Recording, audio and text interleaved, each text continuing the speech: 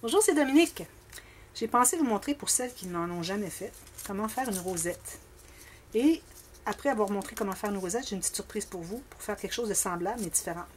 Alors, premièrement, ce que ça vous prend, votre papier, idéalement, de collection que vous utilisez pour un projet. Alors, ça peut être quelque chose que vous mettez sur le dessus d'un album pour décorer. Celle-ci est grande. Je vais vous donner des mesures. Alors, ça vous prend, ici pour la rosette, soit un ciseau qui a un motif, comme ici, c'est toutes des petites... comment j'appellerais? Tous des petits ronds comme ceci. Ou si vous avez des pognes comme ceci. Et celui-là, on va l'utiliser pour le deuxième tuto. Je vais vous montrer quelque chose de semblable à ça. Alors, vous avez ça. Alors, moi, j'ai choisi ce papier.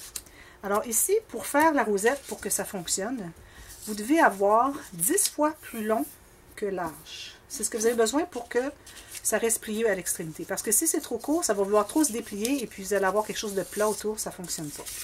Alors, moi, ici, parce que ça, c'est beaucoup trop large, j'ai 30 cm. Alors, je vais me prendre 3 cm de largeur. Je vais me prendre une mesure.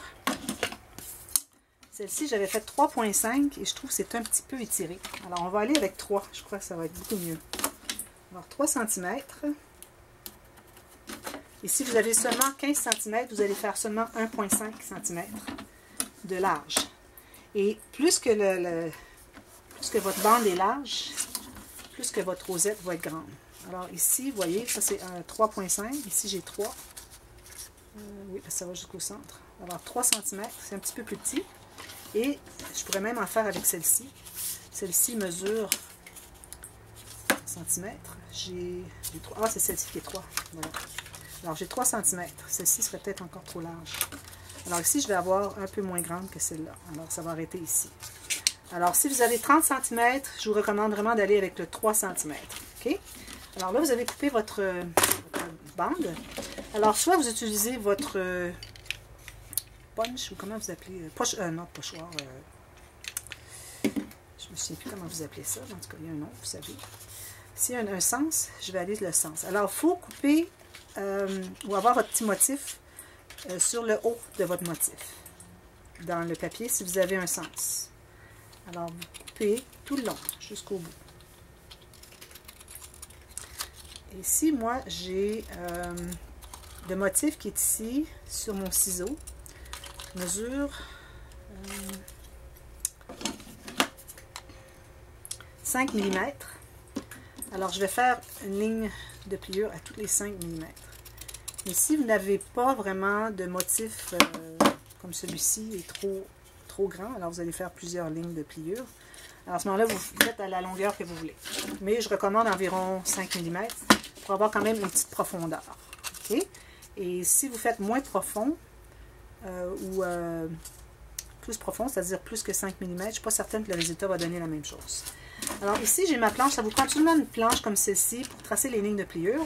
Ou si vous avez ce petit outil, j'ai une amie qui a un petit outil, une petite bande de plastique avec un endroit où est-ce qu'on entre le papier, comme ceci, dans l'engrenage. Et puis on tourne une petite manivelle et puis son papier va sortir tout en zigzag. Alors ça, c'est l'idéal. Mais bon, moi, j'en ai pas.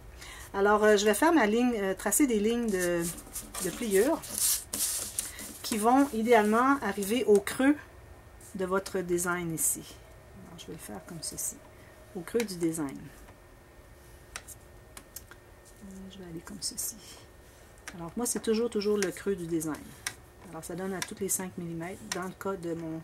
Si vous avez quelque chose qui n'est pas vraiment une mesure égale, allez à tous les 5 mm ou quelque chose sur votre planche à tracer. Je ne sais pas comment est-ce qu'elle fonctionne en métrique. Alors, je ne sais pas si ça existe en métrique ou vous avez celle qui est en mesure impériale. Ça, je ne sais pas. Dites-le moi parce que je me pose la question souvent. Puis ça m'aiderait pour mes tutos pour pouvoir vous indiquer les bonnes informations. Voilà. Si je continue, ça c'est assez long. Ça soit quand même bien appuyé. Pas pour déchirer, mais pour former un bon pli. Alors, c'est beaucoup de petits plis, comme vous voyez. Alors, j'aurais pu le faire avant, mais je voulais vraiment vous montrer comment ça fonctionne. Voilà. Ensuite, on doit plier en accordéon. Alors, on plie un vers l'arrière, un vers le devant. l'arrière, devant, arrière, devant. Et ça devrait être assez droit. Si c'est pas droit, vous pouvez toujours ajuster un petit peu. Et quand vous en avez comme 5 ou 6 de fait, je vous recommande de presser pour vraiment accentuer les plis. Alors, quelque chose de rigide, je presse comme ça. Ensuite, lui, je peux le laisser aller. Je peux peut-être prendre le dernier et continuer comme ceci. Alors, on plie vers l'arrière, vers l'avant, vers l'arrière, vers l'avant. Alors ici, moi, je pousse avec mon doigt derrière pour plier comme ceci. Et je pousse avec mon pouce, mon ongle de pouce en avant pour aller comme ceci. Alors, quand j'en ai plusieurs, je les mets ensemble et je vais peut-être l'égaliser un petit peu. Mais si ce n'est pas tout à fait égal, ça ne dérange pas trop. Mais essayez de l'avoir plus égal. Vous pouvez toujours l'ajuster. Avant qu'on presse vraiment les plis, il y a toujours possibilité d'ajuster. Ensuite, je reprends le même et je continue mon accordéon. Je peux aussi aider avec l'autre main pour plier. C'est deux façons de faire.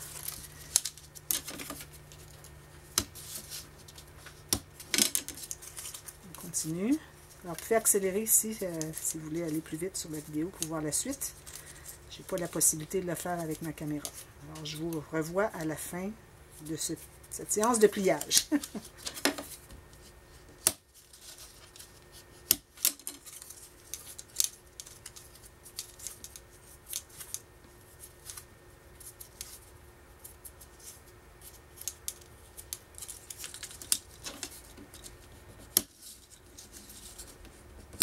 Bon, voilà. Alors là, on a terminé, on a fait tout.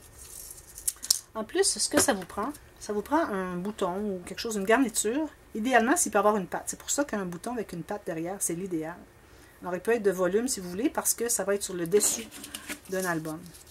Alors, pourvu que vous ayez une patte, pour qu'on puisse mettre la colle au centre. Alors là, ce que vous faites, vous allez faire un cercle comme ceci. Là, ici, vous voyez, j'ai deux qui vont dans le même sens. Alors, je dois en couper un. Je dois en enlever un. Alors, je vais enlever celui-ci et je vais aller un petit peu à l'intérieur du pli. OK? Comme ceci. Alors là, maintenant, je vais pouvoir entrer celui-ci comme ceci à l'intérieur. Alors, je mets un peu de colle. C'est important d'avoir été à l'intérieur du pli pour le faire un peu plus petit, un peu plus court. Parce que s'il est trop long, votre dernier pli va être trop grand. Alors, il faut que ce soit à peu près la même hauteur que les autres. Alors, même lui, je pourrais en enlever un petit peu si je veux. Alors, je raccourcis un peu les deux pour pouvoir les emboîter un dans l'autre. Vous enlevez l'excès de colle, vous mettez bien droit. Vous appuyez, vous attendez que ça sèche. Je vais le plier comme ceci pour bien le presser. Ensuite, je vais brancher mon fusil à colle chaude. Ça commence à chauffer. Alors ensuite, ce que vous faites, c'est que vous devez le plier. Alors là où vous avez toute votre petite garniture ici, ça va être l'extérieur de votre rosette. Okay? Alors vous allez plier vers l'intérieur. Alors là, ça peut être un petit peu difficile. Alors vous allez comme ceci. Vous voyez, moindrement que vous arrivez à faire un cercle comme ça, vous allez correct. Alors là, on va attendre que la colle soit chaude. Une fois que la colle est chaude, tout ce qu'on a à faire, c'est, on peut mettre la colle ici ou on peut la mettre derrière le bouton. Et puis ensuite, on va le mettre au centre et puis on va presser au centre, comme ceci. OK? Alors, ma colle va chauffer bientôt. J'aurais pu la mettre un peu avant, mais je ne savais pas trop le temps que ça prendrait. Il faut vraiment le tenir parce que si vous lâchez, vous voyez ce que ça fait. Alors, voilà. Je crois que ma colle était chaude avant. Alors, oui. Je vais en mettre un peu comme ceci. Alors là, il ne faut pas trop attendre. On la met au centre. Et puis, on presse vers le centre jusqu'au centre du bouton. Qui est seulement la patte derrière. Alors, on attend un petit peu. Donc, pendant qu'on attend et qu'on presse dessus, il faut le tenir. Alors, on n'a pas le choix, il faut le tenir. Et quand ça commence à être un petit peu... que ça se tient un peu, là, on peut aller derrière. Moi, j'en ai pas mis suffisamment. Ce que je vais faire, c'est que je vais en mettre au centre, comme ceci. Je vais mettre mon bouton, comme ceci, au centre. Et je vais presser et j'attends un petit peu. Juste le temps que la colle durcisse. Attends un petit peu. Et si vous n'attendez pas suffisamment, vous le tournez de côté. Ça va tous les faire. Alors là, je le tourne, j'essaie de le tenir encore et je vais aller ajouter la colle au centre. J'en mets beaucoup et je vais aller represser sur tout ça. Vous voyez, je le presse comme ceci. Et je tiens bien mon bouton pour pas qu'il tombe. Voilà. Je vais attendre. Là, il faut attendre. Alors, vous pouvez accélérer ou attendre que je bouge la vidéo pour continuer. Là, je vais enlever la colle qui est ici, tout à l'heure. Ça prend quelques minutes avant de vraiment se tenir. Et puis, si vous voyez que même après qu'il est durci, c'est toujours pas à votre goût, vous pouvez en ajouter encore un peu. Il faut essayer d'avoir vos lamelles tout le tour bien égales pendant que ça sèche, autant que possible. Si vous êtes deux personnes, c'est parfait parce que vous pouvez le tenir et une autre personne peut mettre la colle à l'intérieur et vous le tenez jusqu'à temps que ça soit bien durci. Sinon, il faut attendre. Une fois que ça se tient un peu mieux, on en ajoute pour remplir le trou.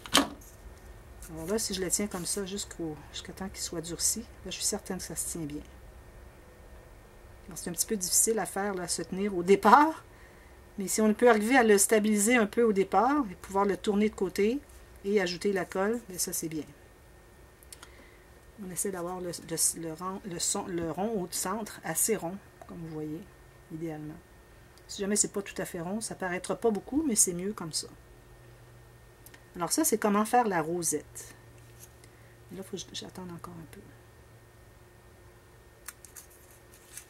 Alors, tout ce qu'il vous reste ensuite à faire, c'est d'utiliser votre petit tampon à encre et puis ancrer sur le dessus. Alors, vous mettez de l'encre dessus et puis vous passez, si vous voulez, c'est pas nécessaire, mais moi je trouve que ça fait un petit aspect vieillot un peu plus. Vous voyez, là, il se tient. Alors, je vais profiter pour enlever une petite ligne de colle, mais c'est pas trop grave s'il y en a parce que, de toute façon, ça va être collé. Oups, bon, le bouton était ressorti. Le bouton était ressorti tout ce temps-là. Recommencer. Je le tenais, mais pas suffisamment bien. Et puis mon bouton s'est sorti. Alors, je vais recommencer. Je peux laisser ça. Alors, je le mets comme ceci. On peut le mettre à l'envers, mais c'est difficile à tenir parce que le bouton n'est pas plat. Si vous avez un bouton plat, c'est facile à faire à l'envers. Alors, bon, accélérez ici, si vous voulez.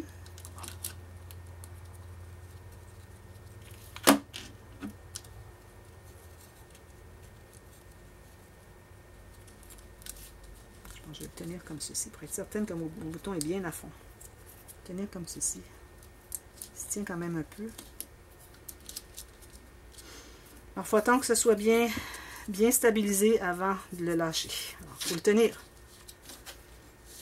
Il ne faut pas que ça... Travaillez sur une surface qui est plastifiée pour pas que ça colle.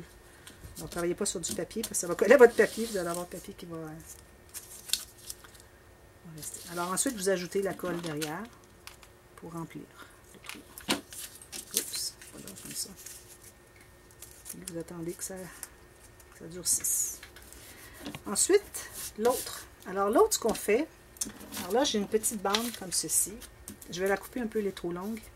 Ce qu'on va faire, c'est qu'on va faire une partie, seulement une section de celle-là. Ça va faire comme un éventail. Mais, moi, pour faire quelque chose, vraiment, vous savez, les éventails espagnols, c'est comme la dentelle sur le côté. Alors, c'est pour ça que j'ai un punch comme celui-ci. J'essaie de vous parler en même temps que je tiens tout ça. Alors, avec ce punch ici, on va avoir un effet dentelle tout le long. Ça va être très, très joli. Donc, ça prend du temps un petit peu, mais là, je crois que je peux le lâcher. Il va durcir, c'est ça que j'ai fait ici tout à l'heure. Alors, je vais le laisser comme ça.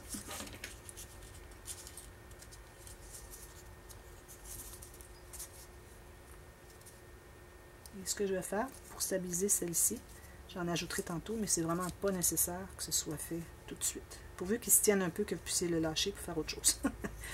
Parce que là, moi, je vais faire autre chose. Bon, alors je vais le laisser comme ça. Alors là, on va faire seulement une portion. Je dirais peut-être un tiers ou... ouais, un tiers, comme ceci. Comme un éventail. Alors là, ce que je vais faire, c'est que je vais passer ma bande au punch. Alors, vous avez des punch comme ceci. Le mot de punch que vous utilisez. me souviens pas. Je l'ai entendu déjà, mais je me souviens pas. Voilà, continue. Toute la bande.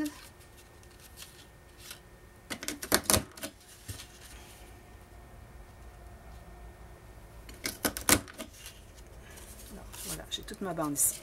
Alors ici, vu que je fais juste un tiers, ça veut dire que je peux avoir un tiers de la distance. Alors ici, j'avais 3 cm pour 30 cm. Alors j'aurais besoin de 3 cm par 10 cm. Alors ici, j'en ai beaucoup. Je vais en enlever un petit peu parce que je ne voudrais pas que ça soit trop grand. Parce que le plus large que c'est, plus grand votre éventail va être. Alors je vais le faire comme ceci. Et si j'ai de l'excédent, je le couperai. Et aussi, j'en profite peut-être pour commencer dans le fond d'un motif de ça, de dentelle. Alors ici encore, alors on va faire encore les marques, à peu près la même chose qu'on avait fait tout à l'heure. Alors moi ici c'était à tous les quarts de pouce, alors vous c'est tous les 5 mm. Alors je vais en faire plus qu'il en faut, et puis comme ça je déciderai si j'en ai suffisamment, je vais couper l'excédent tout simplement. Et idéalement on coupe l'excédent à la fin d'un motif de notre punch, de notre design qu'on a.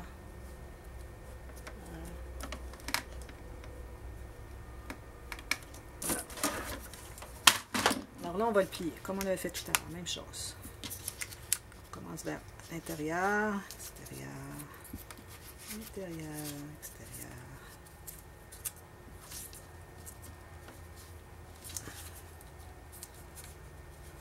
Alors ici encore, il faut accélérer la vidéo, aller un petit peu plus loin, si vous ne voulez pas voir, mais si vous voulez voir, c'est plus rester, je vous invite, vous êtes les bienvenus. Bon, là je vais presser un peu, j'en ai quand même suffisamment. Ici, il faut aller doucement parce qu'on a un motif, on ne voudrait pas déchirer, c'est plus fragile. Hein? Alors, je continue ici, j'ai des morceaux de colle ici. J'ai gardé ma colle chaude pour que... Et là, ça va être différent. Parce que là, il faut avoir votre surface là où vous allez le poser. Parce que là, on ne va pas faire un rond. Alors, la colle, je ne crois même pas en avoir besoin. Je vais voir. Ici, mon papier, on dirait qu'il est un peu plus épais que l'autre. J'ai de la difficulté à le plier. Pourtant, c'est la même collection de papier.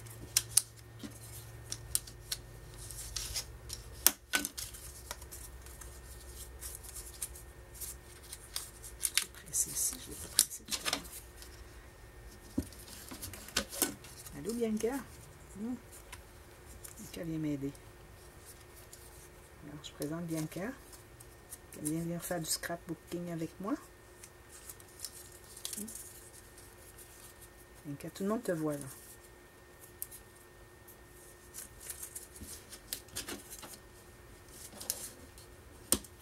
Je suis presque rendue à la fin. Alors, Bianca, tu vas partir? Merci. Alors, je suis rendue à la fin. Bon. On va essayer d'être droit jusqu'à la fin. Alors là, tout simplement, vous allez faire la même chose. Alors, s'il peut y avoir un bouton ou quelque chose, alors vous allez tout simplement le plier. Mais là, il faut vraiment être prête à le poser sur votre page ou sur votre projet, de toute façon. Alors ici, vous avez tout simplement l'inventaire. Alors ici, moi, ce que je ferais, c'est que je couperais le dernier, parce qu'on ne veut pas avoir un dernier qui monte en haut. Alors j'arrêterai ici. On va voir si c'est suffisant. Alors vous voyez, vous avez un petit éventail comme ceci. Alors moi, ce que je ferais, c'est que je mettrais de la colle ici. Excusez. Tout le long ici, pour que ça se fixe.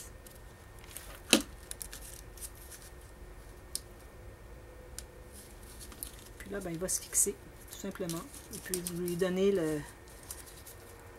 l'angle que vous voulez. Alors, moi, j'irai avec un tiers. Je ne l'ouvrirai pas au complet. Alors, peut-être j'en enlèverai un petit peu. Je vais faire ça comme ça, puis je vais en enlever un petit peu tout à l'heure. Je crois que ça serait bien, ça.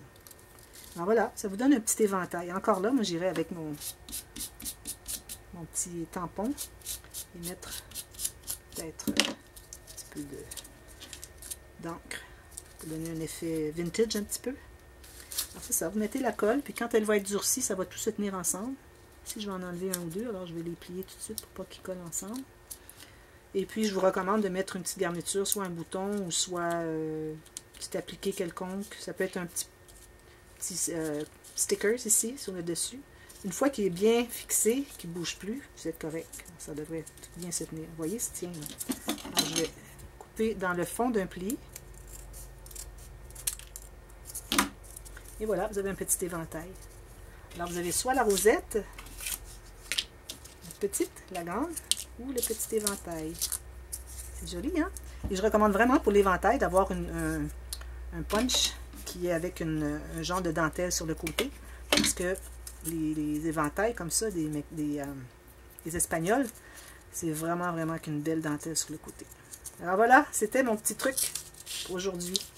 Alors, si vous avez des questions, vous pouvez inscrire dans la boîte de commentaires. Et puis, si vous avez aimé, vous pouvez mettre le petit pouce en l'air. Et si vous voulez vous abonner à ma chaîne, juste à cliquer sur s'abonner. Et puis, comme ça, vous allez voir toutes les autres vidéos qui s'en viennent. Et n'oubliez pas aussi d'appuyer sur la petite clochette, parce que la clochette va vous aviser aussitôt qu'il y a une nouvelle vidéo que je fais. Alors, il y a beaucoup de tutos, partage de projets, des petits trucs comme ça, des petites techniques qui peuvent être intéressantes pour vous. Alors, merci d'avoir regardé. Bye bye, à la prochaine.